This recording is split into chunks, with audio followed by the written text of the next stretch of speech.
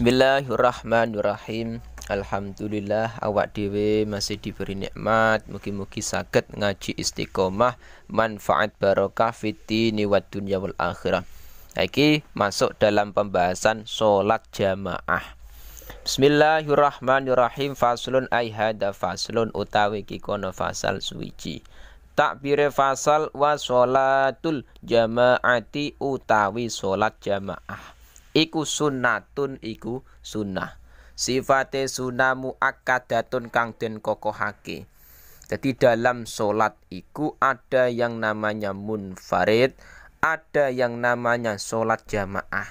Nek munfarid iku sholat sendiri. Jadi kita sholat sendiri iku namanya munfarid.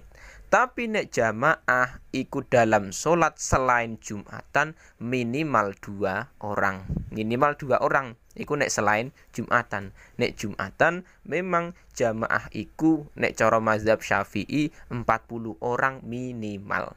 Tapi nek selain Jumatan minimal 2 orang, yaitu makmum imam. Nah, hukum dari sholat Jumat jamaah iku bagaimana? Jamaah iku sunnatun muakkadatun, sunnah muakkad. Nah, hukumnya sunnah muakkad.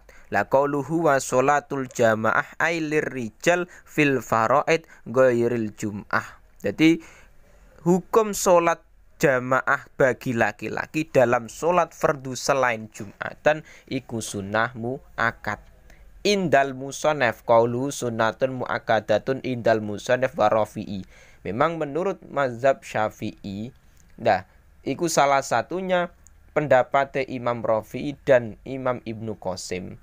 Iku mengatakan sholat jamaah hukumnya sunnah muakkad. Tapi wal asah inda Nawawi annaha fardu kifayatin. Nek menurut Imam Nawawi, iku mengatakan sholat jamaah iki fardu kifayah. Tapi nek sholat Jumatan beda lagi hukum jamaah, tetap wajib. Nah, iki yang menjadi permasalahan perbedaan pendapat ketika kita melakukan sholat jamaah dalam sholat fardu selain Jumat. Iku ada ulama yang mengatakan sunnah muakkad. Iku pendapatnya Imam Ibnu Qasim dalam Fathul Qorib dan Imam Rafi'i. Tapi menurut Imam Nawawi, hukum sholat jamaah iku fardu kifayah. Artinya ketika satu desa kok enggak ada yang jamaah, berdosa semua. Iku nek coro Imam Nawawi. Jadi nek jamaah sendiriku ulama beda pendapat hukumnya dalam sholat selain Jumatan. Nah, dalam sholat sendiri, sholat jamaah sendiri iku dalam kitab iki wa yudraku al-ma'mum al-jamaah mal imam fi ghairil jum'ah malam yusallim atas limatal ula. Jadi selama imam belum salam yang pertama, makmum bisa mendapatkan jamaah bersama imam. Wa ilam yaqud ma'ahu, meskipun makmum belum sempat duduk bersama imam. Jadi ketika kita sholat, selama imam belum melakukan salam pertama, kita melakukan sholat berjamaah dengan imam ikut tetap mendapatkan pahala jamaah. Tapi nek imam sudah salam berarti kita sudah statusnya tidak berjamaah lagi. Nah, hukumnya bagaimana nek sholat Jumat? Amal jamaatu fil jum'ah iku fa fardu ain wala tahsulu bi aqalla min rakaatin. Jadi dalam sholat jamaah di sholat fardu Jumat hukumnya fardu ain. Tapi nek dalam selain sholat Jumat iku ulama beda pendapat. Ada yang mengatakan hukumnya tidak fardu kifayah tapi sunnah muakkad. Ada yang mengatakan fardu kifayah. Tapi nek sholat Jumat jamaah fardu ain wajib. Dan minimal Jumatan iku bisa dikatakan jamaah minimal mendapatkan 1 rakaat. Nek sholat selain Jumatan kan enggak. Misalkan kita menangi imam dalam posisi imam tahiyat akhir, tetap kita iki mendapatkan pahala jamaah. Qauluhu wa 'alal ma'mum. Wa 'alal ma'mum milan wajib ing atase makmum apa yan wi apa yen to niat sapa makmum al-iktimama ing amrih dadi makmum. Nah, engko nek dalam syar'i awil iktida bil imam. Jadi ngeten, ketika kita sholat, status kita sebagai makmum iku wajib niat dadi makmum atau niat mengikuti imam atau niat ning kono anut imam. Nah, iku memang wajib. niat. Jadi nek status makmum kok gak niat menjadi makmum atau tidak niat mengikuti imam, iku tidak sah salate. Jadi intine makmum harus niat berjamaah. Dunal imami ora kok imam. Nek imam iku statusnya tidak wajib niat jadi imam. Mulane qauluhu dunal imam fala yajib fi sihatil iqtida bihi fi ghairil jum'ah niatul imamah. Jadi memang hukum niat jadi imam iku hukumnya di selain sholat fardu Jumat hukumnya tidak wajib. Lah terus piye? Bal hiya iku mustahabbatun fi haqqihi fa illam yanwi sofa sholathu furoda. Jadi ngeten, hukum dari niat menjadi imam iku tidak wajib. Iku kalau sholatnya di selain Jumatan. Jadi selain Jumatan, misalkan saya statusnya jadi imam. Lah, aku niat usolli fardhu dzuri imamallahi taala. Imaman iki tidak wajib. Iku nek selain sholat fardu Jumat. Jadi misalkan aku sholat lagi mendapatkan 2 rakaat terus ada makmum datang. Lah iku niat jadi imam ya tetap sah, tidak niat jadi imam ya sah, tetap boleh. Tapi nek niat jadi makmum wajib hukumnya. Lah, tapi masalahnya ketika nantinya imam iki tidak niat jadi imam, ora niat imam alai ta'ala fa illam yanwi fasolatu furoda, maka dia statusnya mendapatkan pahala sendiri, tidak mendapatkan pahala jamaah. Jadi misalkan saya sholat, terus lagi rakaat kedua sholat duhur, terus Zaid datang bermakmum, dia niat berjamaah, sing saya nggak niat jadi imam, iku status saya ganjarane pahalane iku cuman sholat sendiri, nggak mendapatkan pahala berjamaah iki nggak, meskipun posisi saya sebagai imam, tapi nek tidak berniat sebagai imam, iku tetap sholatnya pahalane sendiri, nggak mendapatkan pahala berjamaah. Tapi nek dalam sholat fardu Jumat iku niat jadi imam hukumnya wajib. Waya juzu lan wenang apa ayak tamma apa yento makmum sapa al khurru sapa wong merdeka makmum bil abdi kelawan budak. Adapun orang yang merdeka boleh bermakmum dengan budak. Budak iku statusnya mbiyen iku memang tidak sama dengan orang merdeka. Jadi zaman sekarang iku nggak ada budak. Nih zaman dulu memang ada budak zaman dulu. Lah misalkan kok ada budak dijadikan imam nggak masalah, tetap boleh. Jadi nggak ada perbedaan budak ataupun orang yang merdeka. Wal baligu lan wong kang baleg bil murah iki kelawan wong kang mareki baleg. Misalkan ada orang yang baleg bermakmum dengan orang yang belum baleg, iku tetap boleh. Tetap boleh. Sing penting imam harus tamyiz. Qauluhu wal baleg bil murahik amma sabi ghair mumayyiz fala yasihu al iktida bihi. Ketika nantinya imam iki kok anak kecil sing belum tamyiz, iku tidak sah menjadi imam. Tapi nek anak kecil iki meskipun belum baleg tapi sudah tamyiz, iku nggak masalah jadi imam. Lah masalah tamyiz, ulama iku beda pendapat. Ada yang mengatakan umur 7 tahun sudah tamyiz, ada yang mengatakan 6 tahun. Nah, iku ulama beda pendapat. Nah, jadi misalkan ada anak umur 8 tahun belum baligh tapi sudah tamyiz. Lah iku misalkan kita jadikan sebagai imam gak masalah. Yang penting dia tahu syarat rukune salat, ngelmune salat, gak masalah. Enggak harus orang yang balik menjadi imam. Soalnya terkadang anak sekarang misalkan umur 8 tahun, 9 tahun belum balik tapi pinter masalah agama, silakan jadikan imam. Terkadang malah sing balik malah belum tentu ngerti masalah agama, masalah sholat. Nah iku nek misalkan kok sing balik enggak paham masalah agama, yo wes misalkan anak umur 8 tahun, 9 tahun jadikan imam enggak masalah. Sing penting di situ sudah tamyiz. Wala tasihulan ora sapa kudwatu rajulin apa anute wong lanang, ora sanut mau bimraatin kelawan wong wadon. Adapun laki-laki iku tidak boleh bermakmum dengan perempuan. Jadi perempuan dijadikan imam, laki-laki sebagai makmum, iku tidak sah, tidak boleh, tidak sah. Nah, terus piye? Nah, Nah, mulane laki-laki iku harus bisa jadi imam dalam keluarga, dalam sholat juga.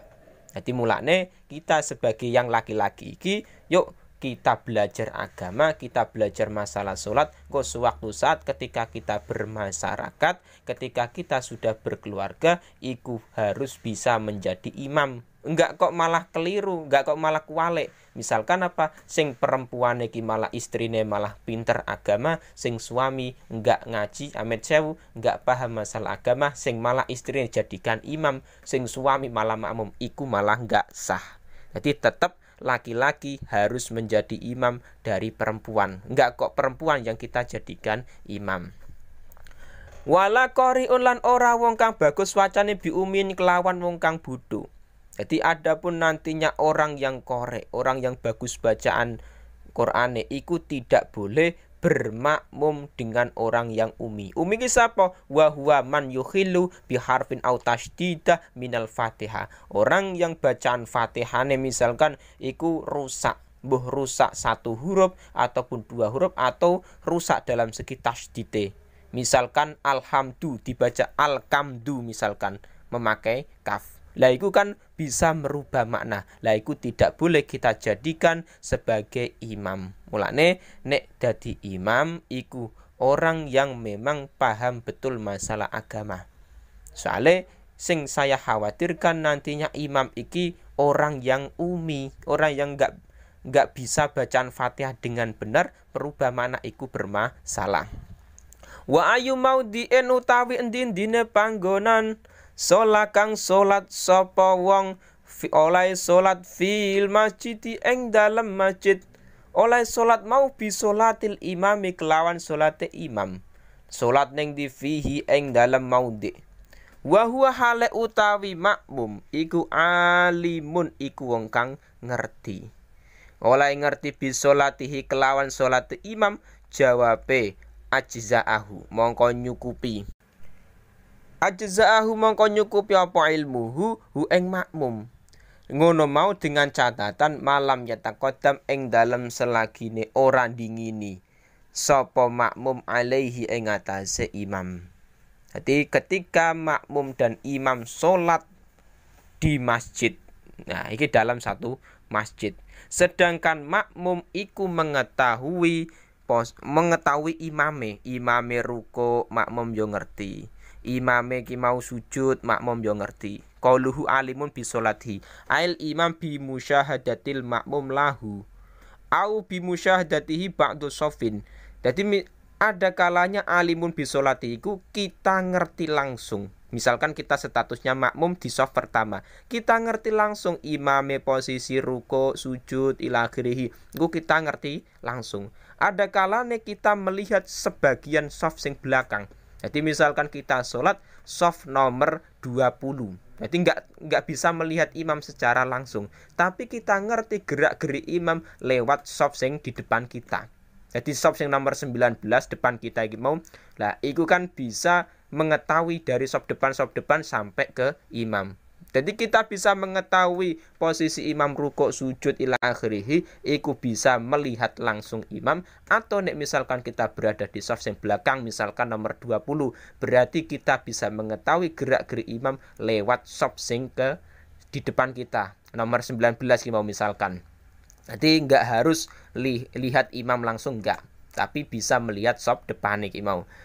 Lah, ketika nantinya kok imam dan makmum sholat dalam satu masjid yang di situ makmum ngerti gerak-gerik imam, ajza'ahu, maka sudah mencukupi. Tapi dengan catatan malam yataqaddam alaihi, selama makmum iku tidak mendahului imam dalam tempat sholati. Jadi misalkan apa statusnya, misalkan status saya sebagai imam, dan Zaid iku sebagai makmum, malah makmume di depan imam, kan ya lucu.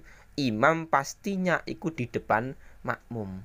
Ora kok makmume di dekek ning depan imam, iki keliru. Ya mulane ngaji iku penting sekali. Wa in sholat lan lamun sholat sapa imam oleh sholat fil masjid ing dalam masjid, Wal makmumu hale utawi makmum iku khorijal masjid iku tetep ing dalem jabone masjid. Qoriban hale parek minhu saking masjid. Tingkae mau wa huwa hale utawi makmum alimun iku wong kang ngerti bisolatihi kelawan salate imam. Walaha ila catetane meneh lan ora ana aling-aling iku maujud hunaka ing dalam kono panggonan. Jawabe insyaallah jaza mongko wenang apa al-iktida apa anut mau. Nah, jadi ngeten, ketika makmum dan imam iki kasus permasalahan dalam kedua iki mau. Ketika makmum dan imam ki salat sing beda tempat. Misalkan contoh imame berada di dalam masjid, lah makmum berada di luar masjid. Jadi imame salat di dalam masjid, makmum di luar masjid kan tidak sama tempatnya. Lah wa huwa alimun bisolati, makmum ngerti gerak-gerik imam. Misalkan lihat sop sing depane, atau misalkan kita mendengar dari speaker. Walaha ilahunaka, dan tidak ada penghalang sama sekali. Nah, maka jaza, maka hukumnya boleh berjamaah sing model demikian. Jadi misalkan pintu masjid dibuka, berarti kan makmum yang di luar masjid iku kan ada jalan yang menuju ke imam. Masalahnya apa? Nek imame sholat di dalam masjid, masjidnya dikunci. Nah, dikunci di kancing misalkan. Lah iku makmum kok sampai tidak tahu gerak-gerik imam, iku bermasalah dalam berjamaah. Mulane nek makmum sholat di luar masjid, imame di dalam, pintu masjid harus dibuka. Nah, terus di situ ada catatane qoriban minhu. Jarak makmum yang di luar masjid ki pira? Qoriban ail imam. Qoriban minhu ail imam bi alam tazid masafatu ma bainahuma ala salasati mi'ati diron takriban. Sing penting jarake pira? Tidak melebihi 300 dirok. Nah, 300 dirok iki satu dirok ada ulama yang mengatakan 48 cm. Berarti 300 kali 48 cm. Kurang lebih 144 kurang lebih meter.